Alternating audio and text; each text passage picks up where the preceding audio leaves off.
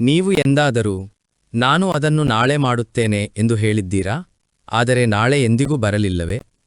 ನಾವು ಕೆಲವೊಮ್ಮೆ ವಿಷಯಗಳನ್ನು ಮುಂದೂಡುವುದು ಏಕೆ ಎಂದು ಅರ್ಥಮಾಡಿಕೊಳ್ಳಲು ಈ ಪುಸ್ತಕವು ನಮಗೆ ಸಹಾಯ ಮಾಡುತ್ತದೆ. ಇದು ಸೋಮಾರಿಯಾಗಿರುವುದರ ಬಗ್ಗೆಯಲ್ಲ.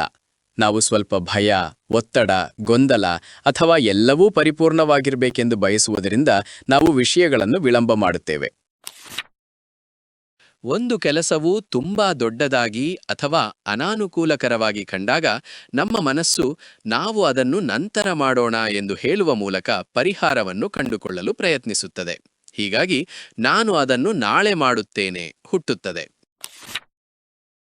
ಆದರೆ ವಿಷಯಗಳನ್ನು ಮುಂದೂಡುವುದು ನಮಗೆ ಅಪರಾಧಿ ಭಾವನೆ ಮತ್ತು ಒತ್ತಡವನ್ನು ಉಂಟುಮಾಡಬಹುದು.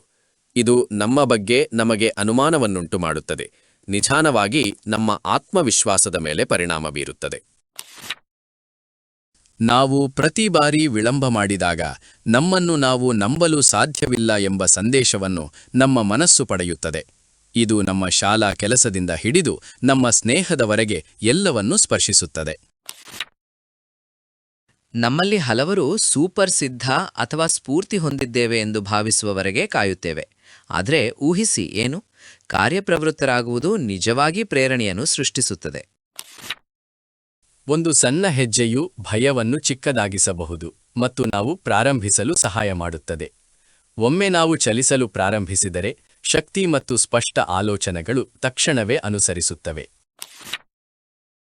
ಕೆಲವೊಮ್ಮೆ ನಾವು ಎಲ್ಲವೂ ಸಂಪೂರ್ಣವಾಗಿ ಪರಿಪೂರ್ಣವಾಗಿರಬೇಕೆಂದು ಬಯಸುತ್ತೇವೆ. ಆದ್ದರಿಂದ ನಾವು ಪ್ರಾರಂಭಿಸುವುದಿಲ್ಲ. ಆದರೆ ಪರಿಪೂರ್ಣ ನಮ್ಮ ಭಯವು ನಮ್ಮ ಮೇಲೆ ಆಡುವ ತಂತ್ರವಾಗಿರಬಹುದು. ಏನನ್ನು ಮಾಡದಿರುವುದಕ್ಕಿಂತ ಅಪರಿಪೂರ್ಣವಾಗಿ ಏನನ್ನಾದರೂ ಮಾಡುವುದು. ಪ್ರತಿಯೊಂದು ಸಣ್ಣ ಪ್ರಗತಿಯು ನಾವು ಹೆಚ್ಚು ಆತ್ಮವಿಶ್ವಾಸವನ್ನು ಬೆಳೆಸಲು ಸಹಾಯ ಮಾಡುತ್ತದೆ. ದೊಡ್ಡ ಕಾರ್ಯಗಳನ್ನು ಸುಲಭಗೊಳಿಸಲು ನಾವು ಅವುಗಳನ್ನು ಸಣ್ಣ, ಸ್ಪಷ್ಟ ಹಂತಗಳಾಗಿ ವಿಂಗಡಿಸಬಹುದು. ಕೊಠಡಿಯನ್ನು ಸ್ವಚ್ಛಗೊಳಿಸಿ ಬದಲಿಗೆ ಒಂದು ಆಟಿಕೆ ತೆಗೆದುಹಾಕಿ ಎಂದು ಪ್ರಯತ್ನಿಸಿ. ವಿಳಂಬವು ಕೇವಲ ಸಮಯದ ಬಗ್ಗೆ ಅಲ್ಲ, ಭಯ ಅಥವಾ ಬೇಸರದಂತಹ ಅನಾನುಕೂಲಕರ ಭಾವನೆಗಳನ್ನು ನಾವು ಹೇಗೆ ನಿಭಾಯಿಸುತ್ತೇವೆ ಎಂಬುದರ ಬಗ್ಗೆ. ಸ್ವಲ್ಪ ಅನಾನುಕೂಲಕರ ಭಾವನೆಯನ್ನು ಅನುಭವಿಸಲು ಮತ್ತು ಇನ್ನೂ ಕಾರ್ಯನಿರ್ವಹಿಸಲು ಕಲಿಯುವುದು ಒಂದು ಸೂಪರ್ ಪವರ್ ಆಗಿದ್ದು, ಅದು ನಾವು ವಿಳಂಬವನ್ನು ಜಯಿಸಲು ಸಹಾಯ ಮಾಡುತ್ತದೆ. ನಮ್ಮ ಬಗ್ಗೆ ದಯೆ ತೋರುವುದು ಮುಖ್ಯ. ನಮ್ಮ ಮೇಲೆ ಕೂಗಾಡುವುದು ಅದನ್ನು ಕಷ್ಟಕರವಾಗಿಸುತ್ತದೆ. ಅರ್ಥಮಾಡಿಕೊಳ್ಳುವುದು ಮತ್ತು ಸೌಮ್ಯವಾದ ತಿದ್ದುಪಡಿಯು ನಿಜವಾದ ಬದಲಾವಣೆಗೆ ಕಾರಣವಾಗುತ್ತದೆ. ಆದ್ದರಿಂದ ರಹಸ್ಯವೆಂದರೆ ಸಣ್ಣ, ಸ್ಥಿರವಾದ ಕ್ರಮಗಳು. ನಮ್ಮ ಭಾವನೆಗಳನ್ನು ಅರ್ಥಮಾಡಿಕೊಳ್ಳುವುದು ಮತ್ತು ಏನು ಮಾಡಬೇಕೆಂದು ತಿಳಿದುಕೊಳ್ಳುವುದು.